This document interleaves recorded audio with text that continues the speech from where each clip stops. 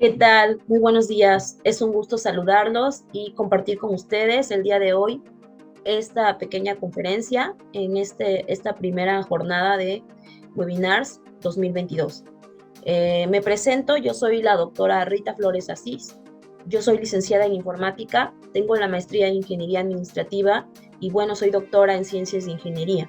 Desde el año 2014 incursiono en temas de investigación por minería de datos e inteligencia artificial. Soy miembro del Sistema Nacional de Investigadores como nivel candidato y pues bueno, tengo el placer del día de hoy de compartir con ustedes este tema que para mí es muy interesante, es un tema que realmente es muy usado en la actualidad. En ocasiones nosotros no nos damos cuenta de que estamos tan relacionados con esta temática y sobre todo vivimos inmersos en ella porque pues forma parte de nuestra vida cotidiana, perdón, y ahorita vamos a ver de qué manera, ¿ok? Bien, pues bueno, vamos a dar inicio a esta sesión. Voy a compartirles la presentación que por aquí les preparé y pues bueno, vamos a dar inicio a ella y bueno, para entrar precisamente en materia. El tema que vamos a abordar en realidad es un tema muy amplio, ¿sí? El tema se llama sistemas expertos de apoyo a la decisión basados en Artificial Intelligence, ¿ok? Es decir, basados en inteligencia artificial. Y pues bueno, como les comentaba, es un tema realmente muy amplio. No solo tenemos una sola herramienta para poder abordar lo que son las técnicas de inteligencia artificial, hay varias, sí, hay demasiadas herramientas que en la actualidad se están utilizando precisamente para el desarrollo de estos sistemas expertos. Yo les voy a hablar de manera introductoria de tres, pero me voy a enfocar específicamente en una de esas herramientas, porque como les comento, es un tema muy amplio para esta pequeña, digamos, plática, charla, esta pequeña conferencia, es únicamente enfocarse a lo que es lógica difusa y posteriormente vamos a hablar de las otras técnicas que se pueden considerar para el diseño de estos sistemas expertos. ¿Ok?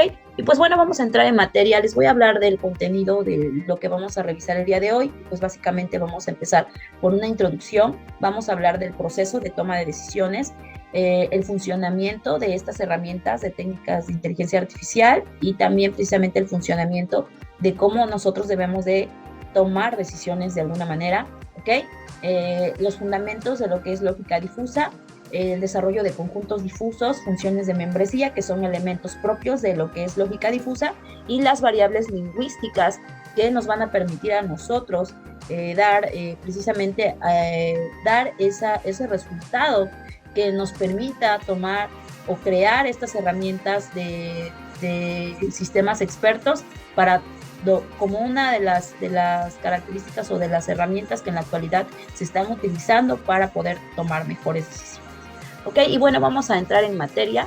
Empecemos por lo que son, por hablar un poco o por mencionar qué son la toma de decisiones o cuál es el proceso el más adecuado para que nosotros podamos tomar decisiones correctas. De acuerdo a Chiavenato, que nos presenta un trabajo en el año 2000, nos dice que la toma de decisiones es el proceso mediante el cual se realiza la elección entre las diferentes alternativas o formas para resolver diferentes situaciones que se presentan en una empresa. Aquí estoy dándoles yo como tal una definición de un autor que precisa o más bien que define este proceso de toma de decisiones en un enfoque empresarial.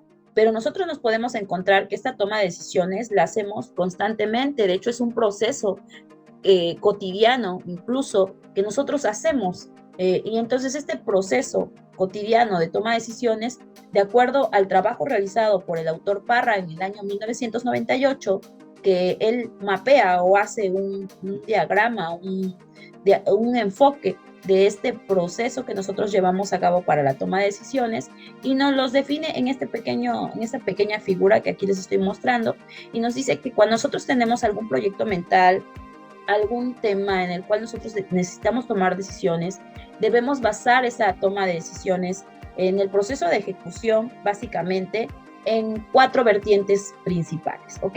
Que es, primero, tener los conocimientos necesarios para poder llevar a cabo esa toma de decisiones, es decir, tener conocer respecto al tema sobre el cual nosotros vamos a tomar la decisión, tener ese sentido innato que todos tenemos de intuición, ¿sí? Para poder tomar una decisión correcta, tener la capacidad de análisis de la información y de los conocimientos que nosotros tenemos para poder tomar esa decisión correcta y tener, aquí es donde entra el enfoque de las técnicas de inteligencia artificial, tener una gran cantidad de datos e información para poder de alguna manera, tener un fundamento para poder llevar a cabo ese proceso de toma de decisiones, ¿ok? Y bueno, esto es lo que nos menciona Chivianato en el año 2000, ¿sí? Y también nos dice que además de este proceso de ejecución, nos dice Parra, que además de este proceso de ejecución de la toma de decisiones, además existe una retroalimentación de esa toma de decisiones, ¿ok? Y esa retroalimentación también tiene un fundamento específicamente, primero, para poder llevar a cabo esa retroalimentación, tenemos que tener, pues obviamente, un tiempo definido, ¿sí? Y una situación en la cual nosotros tuvimos que tomar aquellas decisiones importantes, ¿ok? Y bueno, las decisiones como esta retroalimentación nos va a arrojar que la experiencia es algo muy importante, porque de hecho nosotros en nuestro funcionamiento cerebral constante, nosotros aprendemos a través de la experiencia. Se puede sugerir que nosotros nos hacemos más inteligentes o digamos que adquirimos ese nivel o esa capacidad de madurez para tomar mejores decisiones de acuerdo a nuestras experiencias de vivencias, ¿ok? Y bueno, de aquí debemos también partir de una intención, de un deseo de querer tomar esa decisión o de una necesidad de poder, de tener que tomar esa decisión y pues obviamente de las herramientas que nosotros podamos utilizar para poder tomar la mejor decisión en el contexto en el cual estemos nosotros necesitando tomar esa decisión, ¿ok? Y bueno, de la experiencia depende si hay éxito o fracaso, entonces la experiencia se va a adquirir tanto cuando es éxito como cuando es fracaso. Nosotros, por ejemplo, si un día metemos la mano a agua caliente, lo más lógico es que por experiencia nosotros entendemos, de hecho lo hacemos, ese es el proceso de aprendizaje de los niños, de los bebés, ¿sí? Precisamente que aprenden a base de experiencia, ¿no? Si a un bebé le dices, mete la mano aquí en agua caliente, seguramente posteriormente no la va a querer meter porque va a adquirir ese conocimiento a través de la experiencia, que no es conveniente para él, pues, meter la mano al agua caliente porque, pues, simple y sencillamente se quemó, ¿no? ¿Ok? Entonces, como les decía, este proceso de retroalimentación hace que nosotros de alguna manera podamos nosotros tomar mejores decisiones posteriormente. ¿Ok? Bueno, ya que hemos hablado de este proceso de retroalimentación, platiquemos también cuáles son, entonces ahora vamos a entrar en materia, perdón, de cuáles son algunas de las herramientas con las cuales yo he tenido experiencia o he trabajado, colaborado para el desarrollo de estos sistemas expertos de apoyo a la decisión, ¿ok? Y bueno, básicamente estas herramientas, ¿ok? Son específicamente tres en las cuales yo he incursionado, lo que son redes neuronales artificiales, que redes neuronales artificiales, así como su nombre lo indica, trata de emular precisamente el funcionamiento cerebral del individuo, del ser humano. Como ustedes lo pueden leer, nosotros normalmente en nuestro proceso cerebral pues, estamos compuestos por neuronas. Nuestro proceso de aprendizaje e incluso de activación en nuestro cerebro es que por medio de ciertos impulsos eléctricos se transfiere información de una neurona a otra para poder hacer todo ese proceso biológico, ¿no? Internamente en nuestro cerebro. Y las redes neuronales artificiales intentan hacer esto, pero en lugar de neuronas, pues las redes neuronales artificiales van a tener procesadores, ¿ok? Que van a funcionar por medio de algoritmos previamente creados, elaborados, obviamente por el individuo, por la mano humana, ¿ok? Para poder ser programados internamente en una red neuronal y posteriormente que este proceso de aprendizaje que normalmente hace un individuo en su cerebro lo pueda emular la computadora por medio de estos procesadores va generando, va aprendiendo a partir de una gran cantidad de datos o una cantidad de información, va aprendiendo para poder tomar el dato más correcto, dar el resultado más correcto, más adecuado. ¿Ok? Lo mismo, un proceso semejante ocurre con los algoritmos genéticos. ¿Cómo funcionan los algoritmos genéticos? Parten de la teoría de Darwin, ¿sí? En donde se supone que el más apto es el que pasa a la siguiente generación. En este caso funciona más o menos algo similar. Vamos a tener un grupo de datos, un grupo de información, ¿sí? Internamente en nuestro procesador, ¿sí? En donde nosotros vamos a tener algoritmos precisamente previamente fabricados. Normalmente funciona, hay muchas metodologías, pero una de las más usadas es la del ranqueo, por medio de una competencia interna entre los datos, por decirlo así. Sí, es un ranqueo en donde el más apto de esa información, de esos datos, va a pasar al siguiente nivel, a la siguiente generación, en pocas palabras. Y así se va a ir creando o se va a ir generando la decisión más correcta. De alguna manera es un proceso de optimización, porque vamos a pensarlo en este contexto. De un abanico de alternativas, el algoritmo genético va a optar por identificar la más apta, y de ahí la transfiere al siguiente nivel de información para que se arranque con otro grupo de datos y de ahí vuelva a competir con ese grupo de datos y se obtenga la más, digamos que el ganador, el valor de ganador, y va así ir compitiendo contra todos los datos hasta tener el valor, el dato, la decisión más correcta, ¿ok? Y bien, bueno, de estas herramientas tecnológicas de las cuales podemos partir para hacer una adecuada toma de decisiones, entonces son herramientas que nos van a servir para poder generar estos sistemas expertos. Nos vamos a enfocar en esta herramienta específicamente el día de hoy, que es la herramienta de lógica difusa, ¿ok? Bueno, lógica difusa funciona de la siguiente manera. Vamos a entrar en materia, vamos a hablar específicamente de esta herramienta que es lógica difusa y bueno, nos dice que la lógica difusa se enfoca a analizar la imprecisión y la incertidumbre, que son conceptos inherentes a la naturaleza inexacta del razonamiento humano, ¿ok? Entonces, normalmente en lógica difusa, digamos que es una herramienta que nos permite a nosotros minimizar el nivel de incertidumbre, porque nos va a manejar datos que para el humano, ¿sí? Que normalmente maneja una lógica clásica, ¿ok? Nos permite manejar ese nivel de imprecisión en donde no podemos dar nosotros un dato, un valor, un resultado exacto, ¿ok? Y bueno, nuestra manera de interpretar el mundo normalmente o generalmente es en función de proposiciones vagas, o sea que realmente nosotros, por ejemplo, la computadora tan sencillamente como mencionar que únicamente entiende ceros y unos, ¿sí? Entonces no hay un sentido de vaguedad. Entonces, de alguna manera, lógica difusa permite, ¿sí? Incluir este enfoque, donde nosotros tenemos proposiciones vagas, datos inciertos y juicios de valor, es decir, en donde no tenemos un resultado 0 y 1, sino podemos tener un resultado un medio, ¿ok? Un valor impreciso, ¿ok?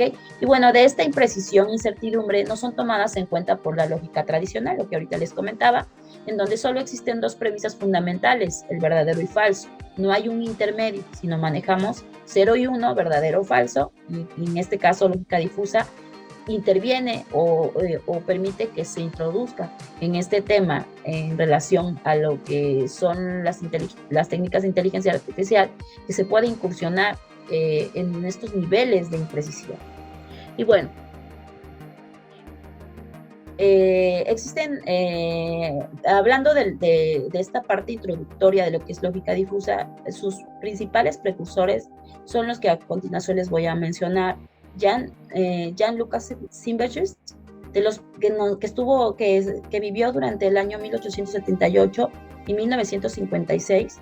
Él fue el primero en incursionar en esta temática porque él introduce el concepto de los valores 1 y 0 y también nos dice que pues, es posible incluir un medio, lo que ahorita precisamente les comentaba, ¿ok?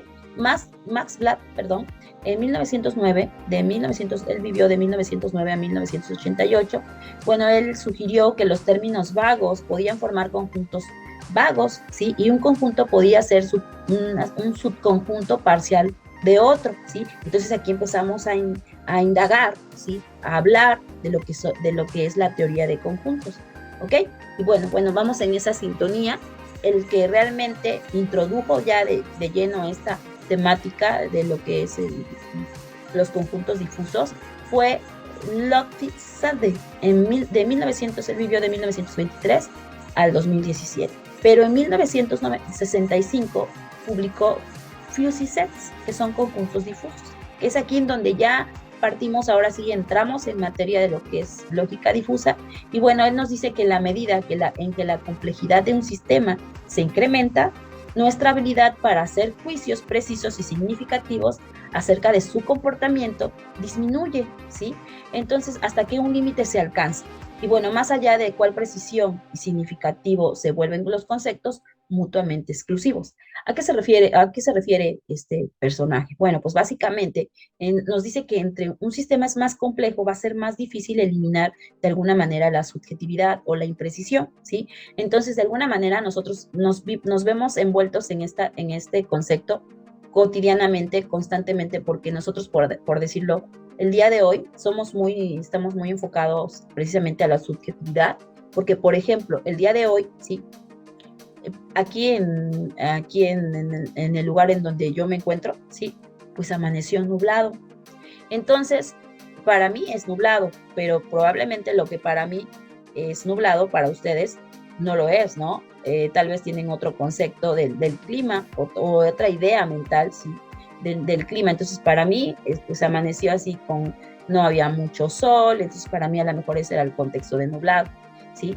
Y tal vez lo que para mí yo consideré como un día nublado, para alguien pudiera haber sido un día soleado, por ejemplo, ¿no? No extremo sol, pero sí hubo un poco de sol, ¿ok? Entonces ahí entra la parte de subjetividad, lo que yo interpreto por un concepto con respecto a lo que otra persona pudiera en algún momento dado interpretar por un concepto, ¿ok? Entonces, aquí es donde entra precisamente el funcionamiento de los modelos de lógica difusa, que hace un estudio de esa vaguedad de los conceptos o de las variables, hablando en ese enfoque informático, de las variables, de los números, de los elementos, ¿sí? Entonces, hace este estudio de vaguedad y hace una estructura matemática que va a permitir captar la subjetividad del lenguaje natural, como les decía ahorita, ¿sí? Lo que para mí se entiende como un día nublado puede ser que para alguien no lo sea, que para otra persona considere que es un día soleado, o tal vez otra persona incluso que tenga otro criterio, ¿sí? Pudiera pensar que es un día frío, ¿sí? Entonces, ¿cuál es el concepto dado esa subjetividad? Lógica difusa nos ayuda a abordar ese nivel o ese valor de imprecisión. Y bueno, dice, la lógica difusa o borrosa, fuzzy logic, ¿sí? Descansa en la idea de que en un instante dado no es posible precisar el valor de una variable X, sino que tan solo conocer el grado de pertenencia a cada uno de los conjuntos en que se ha participado el rango de la variable, de la variación, perdón, de la variable. Entonces vamos a decir que digamos que se fundamenta esta teoría de lógica difusa en la conocida o ya mencionada o abordada, ¿sí? Teoría de conjuntos, en donde nosotros podríamos decir, ¿sí? Que un valor de una variable X se puede pertenecer a un conjunto o a otro, ¿sale? Entonces, este grado de permanencia o de pertenencia, ¿sí? Se cuantifica mediante la función de pertenencia, F. Entonces vamos a hablar de una función de pertenencia que normalmente los software en la actualidad ya nos ayudan a abordar precisamente o a hacer esos cálculos estadísticos para poder nosotros abordar precisamente lo que es lógica difusa, que normalmente se escoge de una forma trapezoidal. Ahorita vamos a hablar de este tema. Tal vez ahorita todavía les resulta un poco confuso, pero vamos a observar esto. Y bueno, vamos a hablar de ejemplo de funciones de pertenencia. Y bueno, nosotros podríamos manejar, por ejemplo, estas funciones de pertenencia. La función TB, TM y TA, donde TB va a ser temperatura, ¿sí? TM, temperatura media. Veamos que ya le estamos dando rangos. y TA temperatura alta. Entonces estos son ejemplos de funciones de pertenencia en donde nosotros vamos a tener valores, específicamente valores de X, que van a caer en alguno de estos conjuntos, ¿sí? Lo que yo interpreto, dado mi criterio, que es temperatura media, que es temperatura normal y que es temperatura alta, ¿de acuerdo? Entonces vamos a ver cómo funciona. Y bueno, tenemos aquí la función de X, ¿sí? F de A, que indica que la función de pertenencia de X al conjunto A, ¿sí? Nos dice lo siguiente. Entonces tenemos que la función de X en el conjunto A está entre 0 y 1, ¿sí? Entonces nosotros vamos a decir que si está en 1, pertenece totalmente a A, pero que si está en 0, entonces no pertenece a A. Digamos que esa es la teoría clásica o la teoría de la lógica clásica, ¿sí?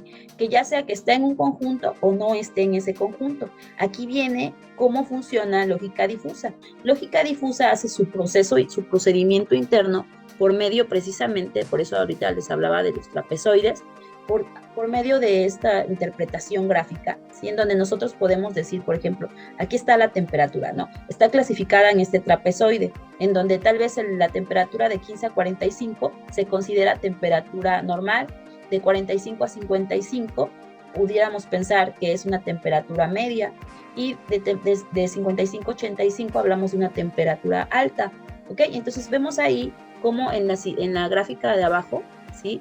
Vemos ahí intervalos borrosos, o sea, observamos qué pasaría, por ejemplo, si nosotros tenemos un intervalo, ¿sí? Que cayera, vamos a pensar, por ejemplo, el ejemplo que nos está poniendo, que tenemos aquí en esta figura, ¿sí?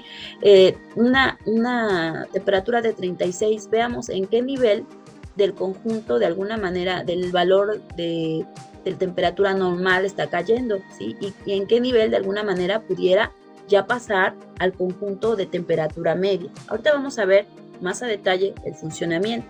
Ok, entonces, para estos sistemas precisamente, para estos modelos o conjuntos difusos, sí, pues de alguna manera nos ayuda precisamente a interpretar la complejidad del mundo real, cuáles son los conceptos difusos y cómo se utilizan para obtener un modelo razonable, ¿sí? Es decir, cómo voy a interpretar estos niveles de imprecisión de algún elemento en donde yo necesito tomar una decisión para poder tener un resultado razonable, ¿ok? Entonces, ¿cómo voy a abordar estos conceptos de subjetividad o en donde yo tengo un alto nivel de imprecisión que necesito interpretar para poder obtener un resultado o un enfoque razonable? Bueno, entonces tenemos estos modelos cuantitativos no adecuados que nos permite que el conocimiento de expertos humanos, que cada vez es más importante, entonces aquí entra el concepto de expertise, ¿ok? Y bueno, este concepto precisamente de expertise, ¿sí? O experticia, ¿sí? En español experticia, es un concepto, digamos, extranjero, ¿sí? En donde nosotros vamos a basar precisamente la elaboración de estos modelos de conjunto, de modelos de conjuntos difusos, de alguna manera, en precisamente en poder nosotros determinar los resultados a través de la experiencia de algún conocedor del tema que estamos abordando. Es decir, la ventaja de estos modelos o de este enfoque de lógica difusa es que no necesariamente yo necesito ser la experta para poder generar mis modelos o mis conjuntos difusos. Yo puedo consultar a un experto que me ayude a interpretar el comportamiento de lo que yo quiero tomar como resultados que voy a programar dentro de este modelo, de este conjunto difuso, que me va a permitir hacer o dar un resultado. Yo puedo investigar o ir a entrevistar a un conocedor en la materia en la cual yo voy a tomar ese valor o voy a generar ese conjunto difuso o ese modelo de lógica difusa para dar un resultado como tal, ¿ok? Y bueno, tenemos entonces lo que se conoce como que vamos a analizar un sistema complejo, que lo podemos analizar por medio del conocimiento del experto de un humano o incluso por la medición de sensores. Es bien importante. No entiendo por qué se me movió aquí la presentación, pero bueno, se movió un poquito a la hora de presentar.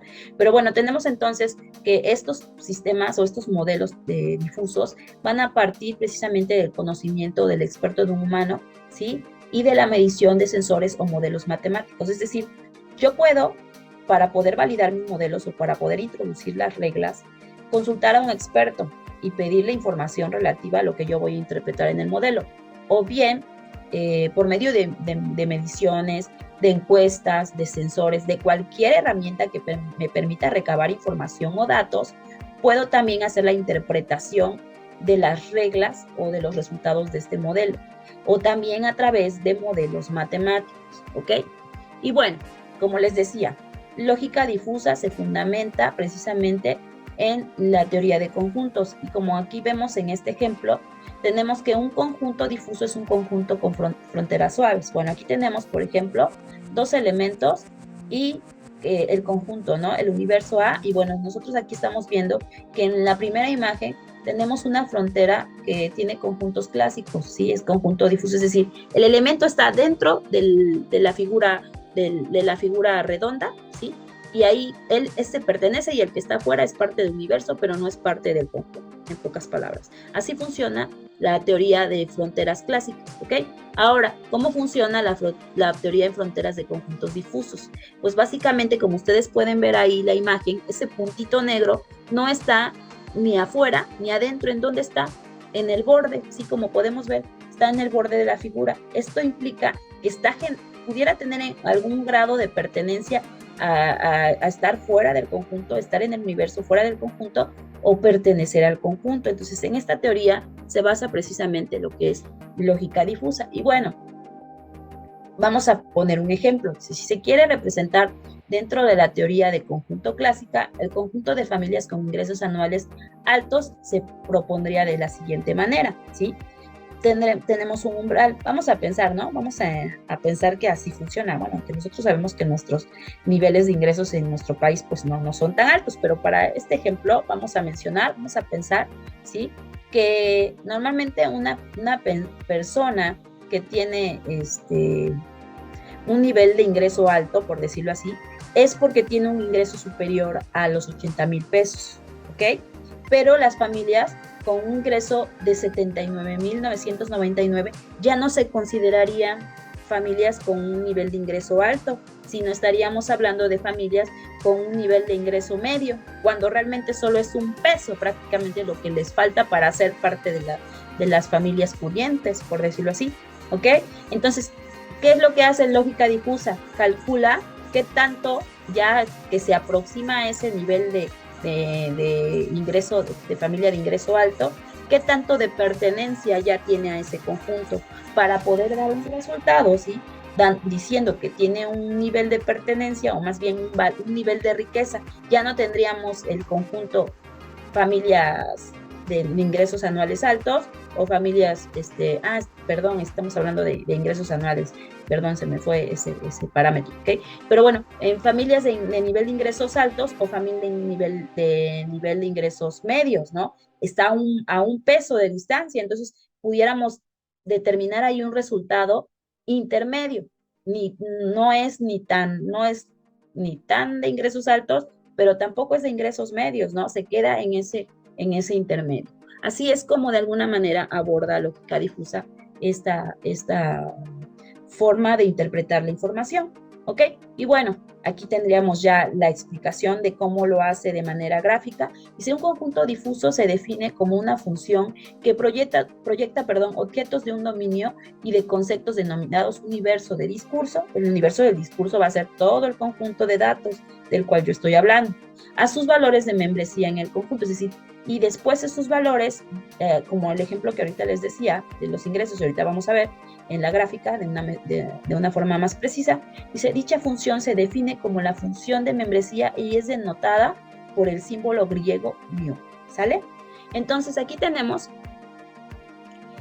que este valor, esta gráfica aquí nos está representada, ¿no? Está representado el valor o el nivel de ingresos anuales altos, 80,000, e incluso ingresos, bueno, de hecho aquí cambia un poquito el contexto, sí, pero bueno, de ingresos al mes de 120,000. Entonces, Digamos que entonces si esto se considera, digamos que si esto se considera a partir de los 80,000 ya es alto, vean, entonces hasta llegar a los 120,000 pesos mensuales, ¿no? Entonces estamos hablando de que ya es un parámetro más elevado.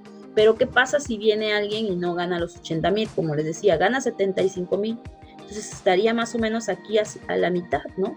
De 70 y 80. Y entonces digamos que ya tendría un nivel de pertenencia a una función. Aquí entra la parte de la función de membresía.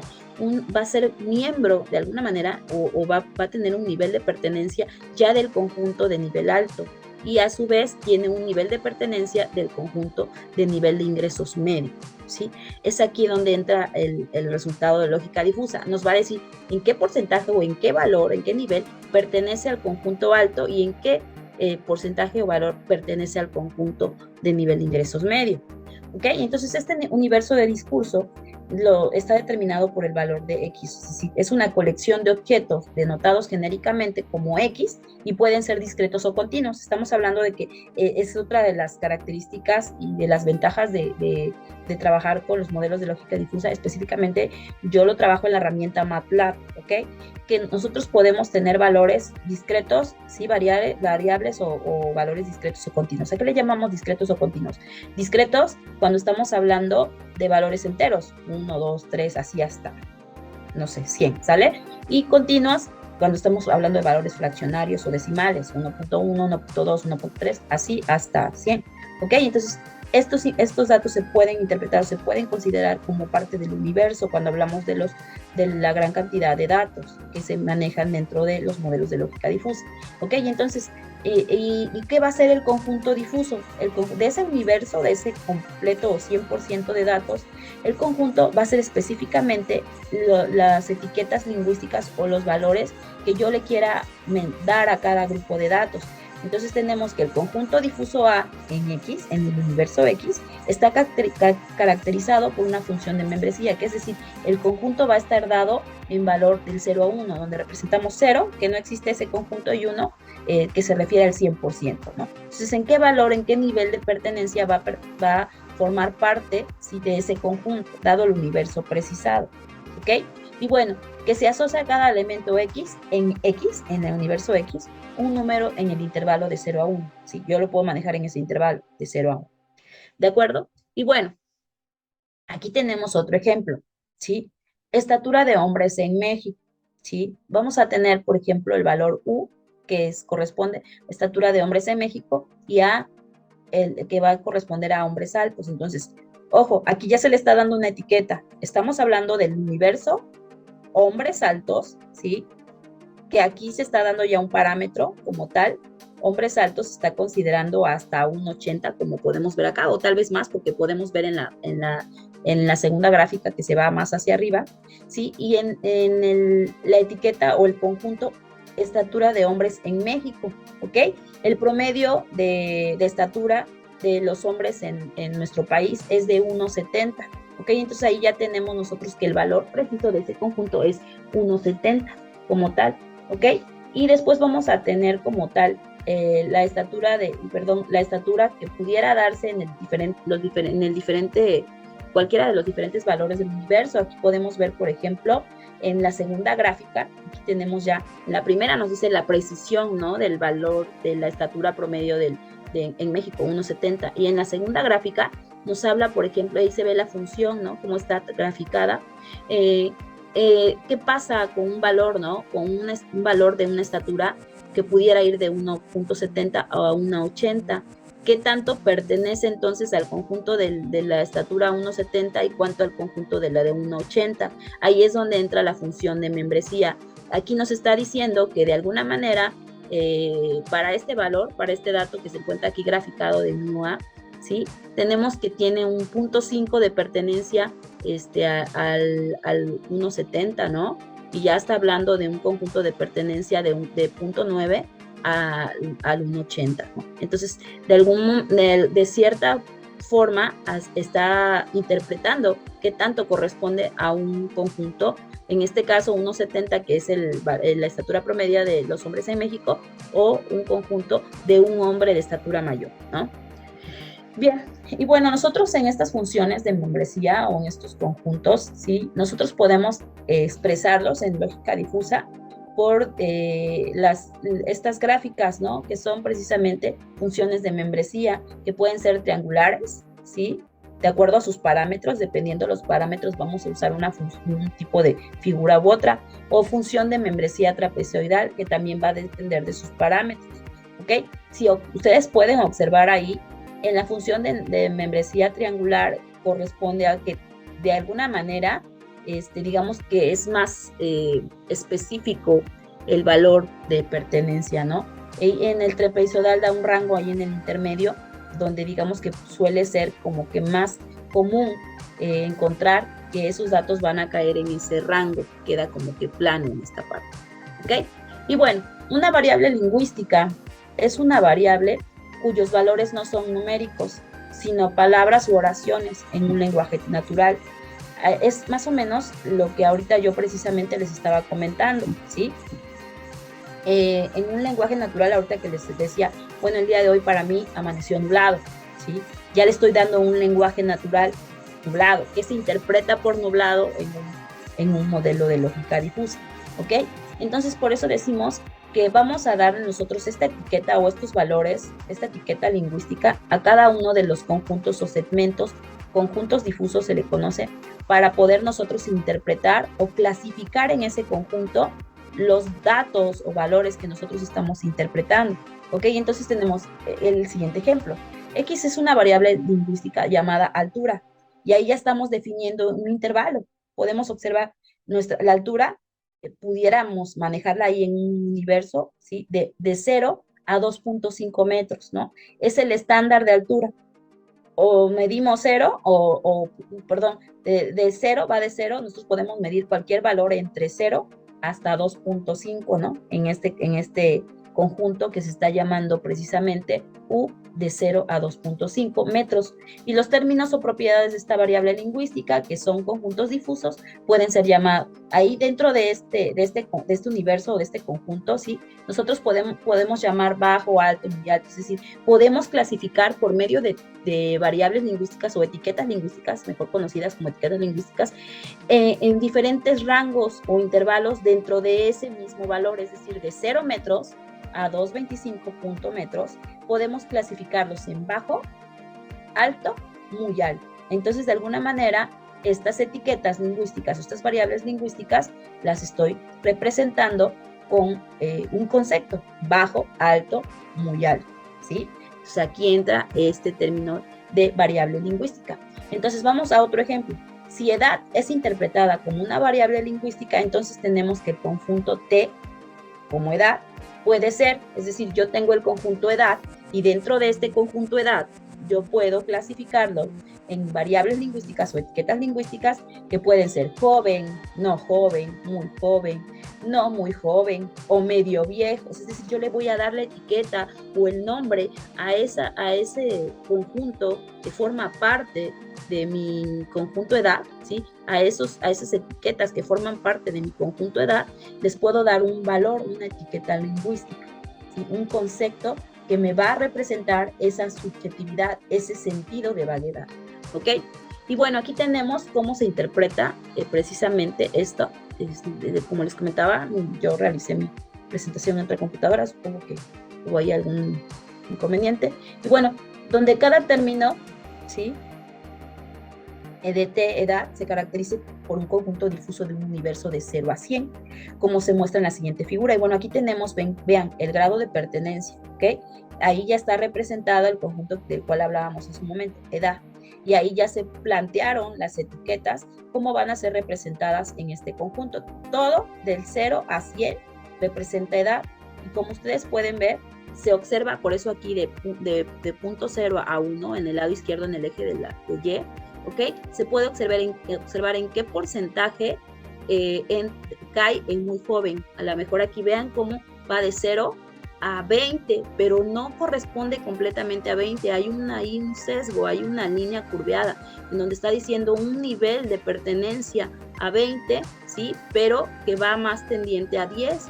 Y después ya se interpreta como el conjunto joven, que a su vez pertenece un poco a muy joven, pero tampoco pertenece a más o menos viejo, tiene un nivel de pertenencia ya al siguiente conjunto, ¿ok? Entre joven y muy joven, y después pasamos al parámetro más o menos joven, en donde pues podemos ver que sí hay un cruce, pero ya no tan representativo, está como más marcado. Entonces podríamos decir, ¿qué pasa si llega alguien de 25 años? ¿En qué conjunto lo pudiéramos clasificar? Como más o menos viejo o joven, pues tendría un cierto nivel de pertenencia joven y un cierto nivel de pertenencia a más o menos joven, más o menos viejo, perdón, ¿ok? Entonces no se puede clasificar como joven, pero tampoco se puede representar o incluir en el conjunto más o menos viejo, ¿ok?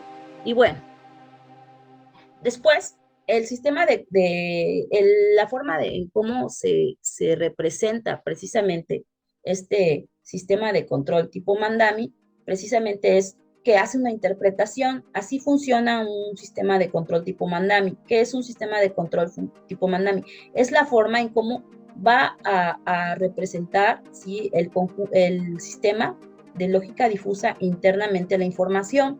Es decir, va a partir de una entrada de datos que va a ser, se le conoce como difusor. Esa entrada de datos, lo que ahorita les mostré como conjuntos y variables lingüísticas, van a entrar dentro de esta función de pertenencia. Va a haber mecanismos de inferencia que nosotros le vamos a dar mediante reglas, es decir, le vamos a decir cómo va a funcionar de acuerdo a estas reglas, ¿ok?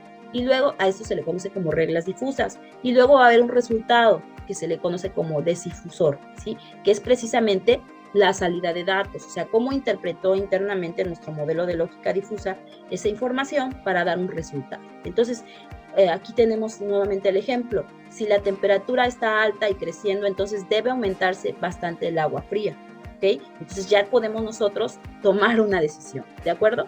Y bien, aquí tenemos este ejemplo, que es como que uno de los ejemplos que más me agrada compartir, porque se ve muy claro y además es un ejemplo cotidiano. Aquí podemos nosotros ver de una forma mucho más precisa cómo intervienen este concepto de lógica difusa precisamente en nuestro día a día, en nuestra vida cotidiana. Aquí se está poniendo el ejemplo de una lavadora, ¿sí? Así funciona internamente. De hecho, muy probablemente sus dispositivos electrónicos, sus aparatos electrónicos, tienen internamente este tipo de algoritmos de lógica difusa. Entonces, por ejemplo, aquí tenemos el primer conjunto, ¿no? En donde tenemos la etiqueta o las variables lingüísticas. El conjunto se llama mugrosidad de la ropa, es decir, qué tan sucia está la ropa. Y va a tener internamente la etiqueta lingüística rudo, no tan rudo, nivel suave nivel N suave o suave, ¿sí? Entonces tenemos estas cuatro etiquetas lingüísticas o variables lingüísticas, en donde variable va a ser el valor, los datos, ¿sí? Y etiquetas son los nombres que nosotros le estamos dando, ¿ok? Entonces lo tenemos en estas cuatro etiquetas, rudo, N suave y suave, ¿sí? Digamos que el nivel de suciedad o de mugrosidad de la ropa está dado en con estas cuatro etiquetas. Que está muy sucia, que es rudo, que no está tan sucia, que es N rudo, que está medio limpia, que es N suave, y que está suave, o sea, la ropa no es muy sucia, ¿no?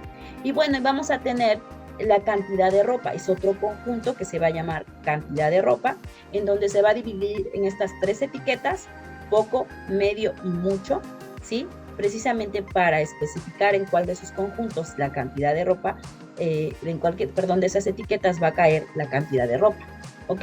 Y luego vamos a tener el ciclo de lavado, que se refiere a delicado, ligero, normal y fuerte. Es decir, qué tanto tiene que lavar la lavadora, qué tanto empeño le tiene que dar en relación al tiempo el ciclo de lavado, ¿de acuerdo? Y bueno, vamos entonces a entrar a cómo se funcionan estas reglas difusas, ¿sí? Para el modelo lavadora. Y bueno, aquí tenemos las reglas difusas. Precisamente la cantidad de ropa puede ser poca, media o mucha. El nivel de murosidad puede ser suave o normal rudo o rudo. Ok, y bueno, así se van a interpretar o se van a generar estas reglas difusas. Si mi cantidad de ropa es poca, ¿sí? Y la mugrosidad de la ropa es suave, entonces el ciclo de lavado debería de ser delicado, ¿sí? Porque tenemos poca ropa, el nivel de mugre es suave, entonces el ciclo de lavado debería de ser delicado. Si la cantidad de ropa es media y el ciclo y la mugrosidad es normal o suave, el ciclo de ropa debería de ser ligero, ¿sí? Entonces vean cómo el impacto o la condición o el elemento en el cual se esté posicionando, ¿sí? En la etiqueta lingüística, cada uno de los valores de entrada va a dar un resultado en la variable o en el conjunto de salida, que en este caso básicamente es precisamente el ciclo de lavado ligero. Y luego vamos a tener normal, mugrosidad normal y mugrosidad, perdón, hacia adelante, y cantidad de ropa mucha. Y así sucesivamente, aquí nos está dando que el tipo de ciclo debería de ser normal, ¿ok? Entonces aquí así nos da como tal, así vamos a interpretar nosotros nuestras reglas difusas para poder dar un resultado y poder obtener, en este caso, un ciclo de lavado, ¿sí? Que es la respuesta, en pocas palabras, ¿sí? Si se dan cuenta, de alguna manera está generando de una etiqueta y otra una decisión para poder para poder dar como resultado un ciclo de lavado.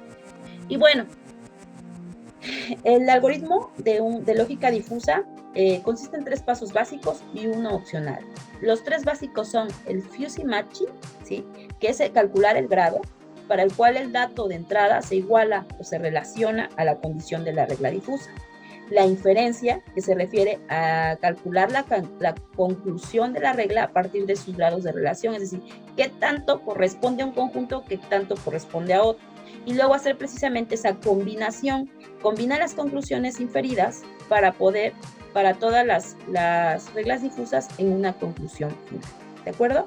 Y bueno, la opcional es la difusificación, es opcional para las aplicaciones que se necesitan en una salida CRISP-Logic, es decir, para una lógica convencional o clásica se maneja un desdifusificador, ¿sí? Pero esa es opcional, ¿ok? Y bueno, aquí tenemos otra interpretación precisamente, ¿no? De este matching para la conclusión. Vean cómo se hace aquí, ¿no? Aquí tenemos la cantidad de ropa cayó en mucha, en 1.5, en el nivel rudo cayó en digamos también, hace ahí el match, en el nivel de mugrosidad, ¿sí? Vean cómo pasa, toma un poco de normal y un poco de rudo, aquí un 0.8 de mugrosidad, de normal a rudo, y un 0.2 de rudo, ¿sí? Vean cómo se hace ese cruce, y aquí en relación a la cantidad de ropa, de normal a mucho, vean el porcentaje, 1.5 en mucho y 1.5 en normal, cae en ese nivel de pertenencia, ¿ok? Y así se hace precisamente ese matching para poder interpretar en qué regla o en qué resultado debería de dar nivel de pertenencia de un conjunto a otro, ¿ok? O de una etiqueta a una variable lingüística a otra. Bien, la lógica difusa, una de sus principales características, que es precisamente por eso una de las herramientas que a mí me agrada mucho, es precisamente porque su aplicación prácticamente nosotros podemos usar lógica difusa pues para todo tipo de contextos, ¿no? Se utiliza en las lavadoras, como ahorita el ejemplo que ya les planteé, en los hornos de microondas para saber qué nivel de calentamiento en el horno de microondas, específicamente cuando ustedes pueden ver, por ejemplo, las palomitas, ¿no? Le pones ahí, le tecleas a los palomitas y internamente el horno, aunque programa un tiempo ahí, hace una interpretación de los ciclos, ¿no? Cuando le pones, por ejemplo, carne, etc. Bien, los procesadores de arroz, los limpiadores al vacío, cámaras de video, televisores, bueno, un sinfín de productos al consumidor.